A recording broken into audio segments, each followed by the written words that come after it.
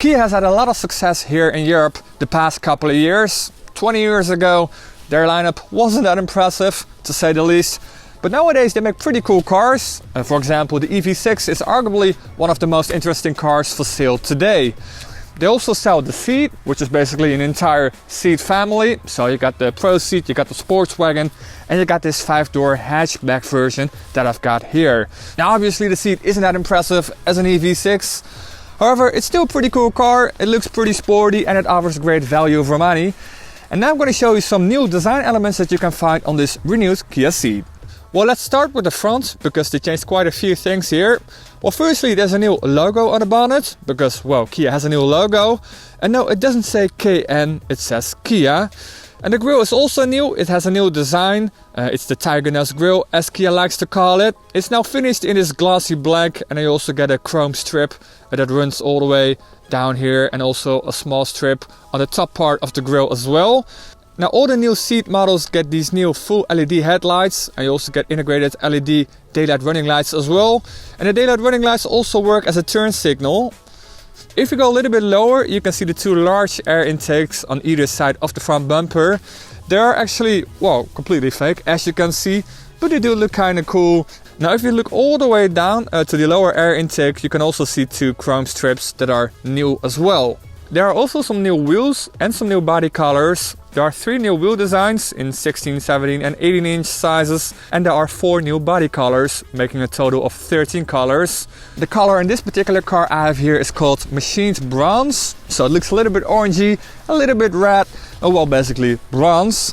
It kind of reminds me of an old color that you could use to get on a Lamborghini Countach way back, but it's kind of making a comeback, this color, and rightfully so, because I think it looks pretty neat. You also get the new Kia logo here in the back, centered between the two tail lights. These are LED tail lights and they look pretty cool. They kind of look like a beehive that's, well, set on fire almost.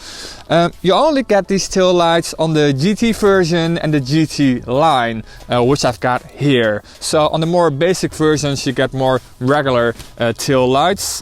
What else is new here in the back is the rear bumper, and you now got a new diffuser with a little bit of chrome lining and of course some really fake exhausts. Then let's have a look in the cargo space, which is always pretty impressive in a Ceed. You get 395 liters of cargo space here, and if you fold the seats down you get almost 1300 liters, which is quite impressive, and there's not a lot of cars that offer more cargo space in this segment. Now obviously you got a couple of tethering points here in the back, and also some here on the floor as well. Under the false floor you get a spare tire here, and you also get a 12-volt socket here in the rear as well. Getting into the Ceed is a bit of a tight fit. You really have to be careful to not hit your head with this C-pillar here that is a bit in the way.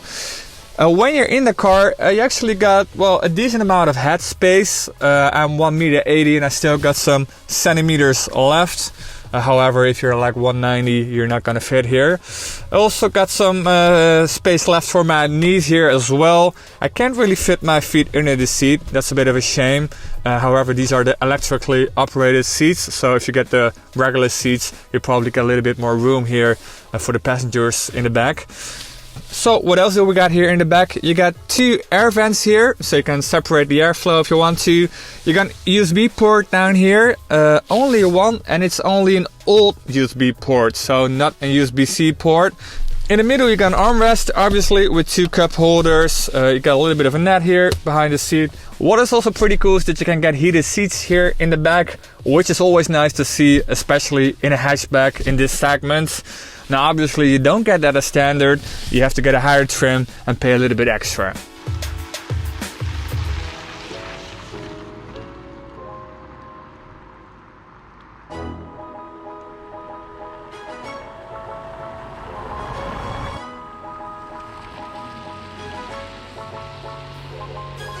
Then let's talk about the interior, because there's also a couple of new features here on the inside as well. I've got a digital gauge cluster in front of me, and I've got a 10-inch infotainment screen here as well. This is not standard. As standard you get an 8-inch screen here. Whatever size you choose, you always get Apple CarPlay and Android Auto running here on the infotainment system. The infotainment system itself is also pretty decent. It's actually quite fast. Well, it's at least fast enough, and it's really easy to operate here. You also got a couple of new hotkeys down here as well. They're like shortcuts. They're not physical buttons, but they're like touch sensitive buttons, and they work quite well, and you can easily go to the right menu that you're looking for. There are also some real physical buttons here, quite a few actually. So everything with the climate control works with physical buttons here, which is just really nice when you're driving. You don't have to do everything on the screen.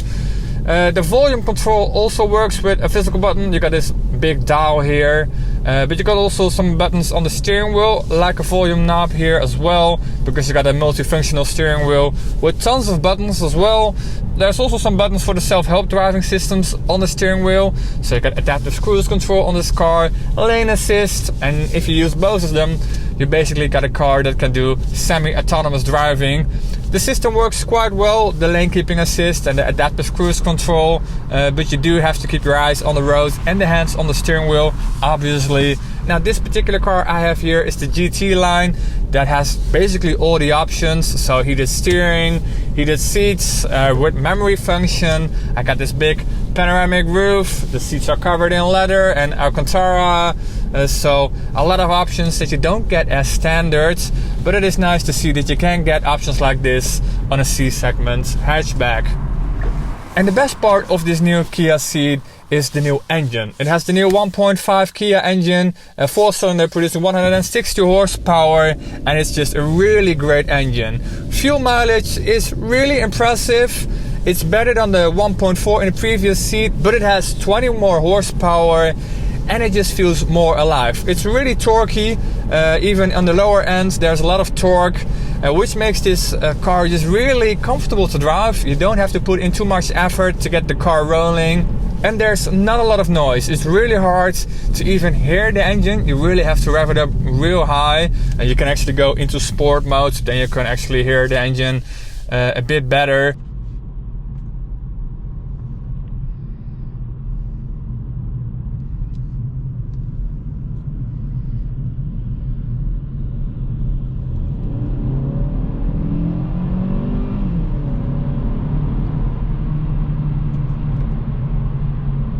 Yeah, that's a really great engine. They actually had this engine in the previous Ceed as well, but only for like the last 3-4 months, because I've drove the car. I drove the Pro Ceed version.